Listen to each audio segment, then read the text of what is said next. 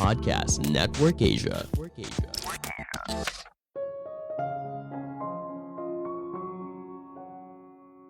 Media sosial jangan hanya digunakan untuk hiburan atau baca berita viral, tapi bisa juga digunakan untuk perubahan positif. Halo semuanya, nama saya Michael. Selamat datang di podcast saya, Sikutu Buku. Kali ini saya akan bahas buku The Dragonfly Effect, karya Jennifer Ecker dan Andy Smith. Sebelum kita mulai, buat kalian yang mau support podcast ini agar terus berkarya, caranya gampang banget. Kalian cukup klik follow. Dukungan kalian membantu banget supaya kita bisa rutin posting dan bersama-sama belajar di podcast ini. Buku ini membahas bagaimana menggunakan media sosial untuk menciptakan perubahan sosial. Media sosial boleh dibilang sudah menjadi bagian yang tidak terpisahkan dalam kehidupan kita sehari-hari. Kita mungkin menghabiskan waktu berjam-jam di media sosial, entah itu untuk hiburan, berinteraksi dengan teman, dan sebagainya. Banyak buku mengajarkan kita untuk menggunakan media sosial dalam hal kompetisi bisnis. Namun tidak banyak yang menjelaskan bagaimana menggunakan media sosial dapat mendorong perubahan ke arah yang lebih baik. Penulis berusaha menjelaskan langkah demi langkah agar kita bisa menggunakan media sosial untuk memberikan dampak positif. Saya merangkumnya menjadi 3 hal penting dari buku ini. Pertama, apa itu Dragonfly Effect? Ada sebuah kisah yang menarik. Samir Bhatia merupakan seorang pengusaha di Silicon Valley. Suatu hari saat perjalanan ke Mumbai, dia merasa tidak enak badan. Ketika diperiksa lebih lanjut, Samir didiagnosa mengidap leukemia myeloblastik akut, kanker darah yang dimulai dari sumsum tulang, lalu sel darah putihnya berkembang secara tidak wajar dan mengganggu produksi sel darah merah yang normal. Samir menghadapi tantangan hidup yang berat. Setengah dari kasus leukemia yang baru berakhir meninggal dunia. Setelah menjalani kemoterapi dan perawatan lain selama berbulan-bulan, dokter mengatakan kalau pilihan satu-satunya adalah transplantasi sumsum tulang belakang. Namun tantangan utamanya adalah mencari donor dengan tulang sumsum yang mirip. Hal ini sangat sulit karena Samir mewarisi gen langka dari ayahnya. Tingkat kecocokan tulang sumsum dengan anggota keluarga yang lain sangat rendah. Pilihan terakhir adalah mencari di National Marrow Donor Program Amerika Serikat. Untuk mencari donor yang cocok, biasanya berasal dari etnis yang sama. Namun data yang tersedia hanya 1,4% yang berasal dari Asia Selatan. Teman-teman Samir lalu mulai memanfaatkan media sosial untuk membantu mencari donor tulang sumsum yang cocok.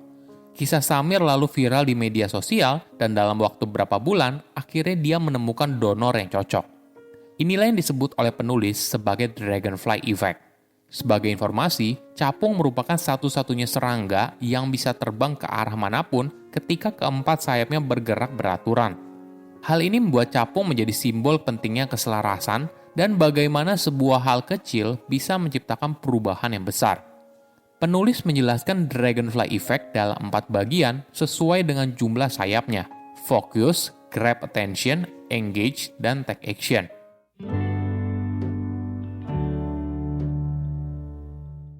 Kedua, menciptakan gerakan sosial. Bagaimana kita bisa menggunakan media sosial untuk mendorong perubahan? Pertama adalah fokus. Untuk bisa menjalankan sebuah kampanye yang sukses, kamu perlu fokus pada hasil apa yang ingin kamu raih. Jika melihat dari contoh Samir Bhatia, lingkaran sosialnya menanggapi situasi yang dialami Samir dengan pendekatan yang berbeda. Temannya berusaha untuk membantu Samir ibaratnya seperti melakukan tantangan bisnis. Jika mereka ingin menemukan donor yang cocok bagi Samir, maka mereka harus mendorong banyak orang untuk mendaftarkan dirinya dalam program donor tulang sumsum yang harapannya dari sekian banyak yang mendaftar, ada satu yang cocok dengan Samir. Menurut hitungan awal, mereka membutuhkan sekitar 20.000 orang dengan etnis Asia Selatan untuk mendaftarkan dirinya. Ini tentunya tidak mudah dan jumlah yang banyak. Strategi mereka adalah menggunakan kekuatan internet dan fokus pada komunitas Asia Selatan di Amerika Serikat. Langkah pertama adalah temannya mengirimkan email kepada orang terdekat, rekan bisnis, keturunan Asia Selatan di Amerika Serikat, dan teman kuliah Samir. Mereka menjelaskan kondisi yang dialami oleh Samir dan sedang membutuhkan donor tulang sumsum. Di email itu juga dijelaskan secara detail apa yang harus pembaca lakukan. Pertama, mendaftarkan diri mereka ke dalam program donor tulang sumsum. Kedua, membagikan informasi ini kepada orang lain. Ketiga, untuk informasi lebih lanjut, mereka juga sudah membuatkan website khusus untuk membantu memahami apa yang dialami oleh Samir. Hasilnya sungguh di luar dugaan. Dalam waktu 48 jam, email tersebut telah menjangkau 35.000 orang dari yang awalnya disebar ke 500 orang. Selama hampir 3 bulan, hampir 25.000 orang telah dengan sukarela mendaftarkan diri dan Samir akhirnya menemukan donor yang cocok. Selain fokus, sebuah kampanye media sosial juga perlu menarik perhatian. Namun tidak selalu soal kisah seperti Samir. Yang penting, orang lain merasakan kalau kita tulus, original, atau mengejutkan.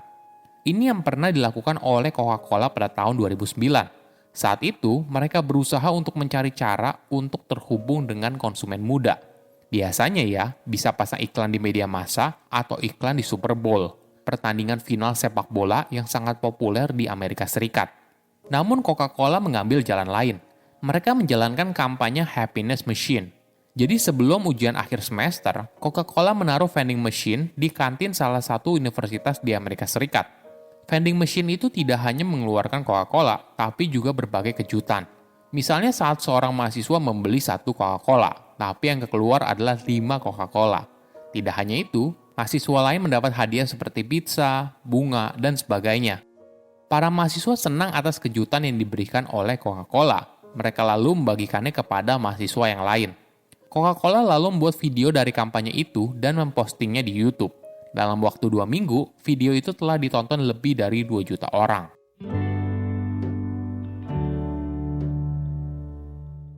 Ketiga, mengajak orang lain untuk ikut. Dalam membuat kampanye media sosial, hal yang paling sulit adalah membuat orang lain engage. Bagaimana mereka bisa ikut dalam kampanye yang kamu buat? Hal ini disebabkan kamu tidak hanya butuh alasan rasional, tapi juga alasan emosional kenapa para netizen harus ikutan. Ada sebuah kisah dari Alex Scott. Sebelum usianya setahun, Alex didiagnosa menderita neuroblastoma, suatu bentuk kanker langka yang agresif. Tumornya sudah diangkat dari punggung Alex, tapi dokter mengatakan kepada orang tuanya, apabila Alex berhasil mengalahkan kanker, mungkin saja dia tidak bisa berjalan lagi seumur hidup. 2 minggu kemudian, Alex menunjukkan keajaiban. Dia bisa menggerakkan kakinya. Ketika Alex berumur 4 tahun, setelah menerima transplantasi stem cell, dia punya rencana besar. Ketika pulang dari rumah sakit, dia ingin buka stand untuk menjual minuman dari lemon. Uangnya lalu akan digunakan untuk riset kanker anak. Mungkin sedikit sejarah, menjual minuman dari lemon merupakan simbol kewirausahaan sejak dini bagi anak di Amerika Serikat.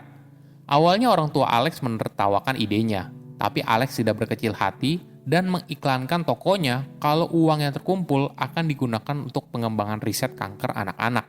Tanpa disangka, Alex berhasil mengumpulkan 28 juta rupiah di tahun pertama. Kisah Alex begitu menyentuh, hingga gerakan ini lalu diikuti oleh berbagai komunitas di 50 negara bagian Amerika Serikat. Sebelum Alex meninggal dunia pada usianya ke-8 tahun, dia telah berhasil mengumpulkan 14 miliar rupiah untuk mendanai riset kanker. Media sosial tidak hanya merupakan ajang pamer, mengetahui berita terbaru, tapi juga bisa menjadi penggerak perubahan yang positif. Saya undur diri, jangan lupa follow podcast Sikutu Buku. Bye-bye. Pandangan dan opini yang disampaikan oleh kreator podcast, host, dan tamu tidak mencerminkan kebijakan resmi dan bagian dari Podcast Network Asia. Setiap konten yang disampaikan mereka di dalam podcast adalah opini mereka sendiri dan tidak bermaksud untuk merugikan agama, grup etnik, perkumpulan, organisasi, perusahaan, perorangan, atau siapapun dan apapun.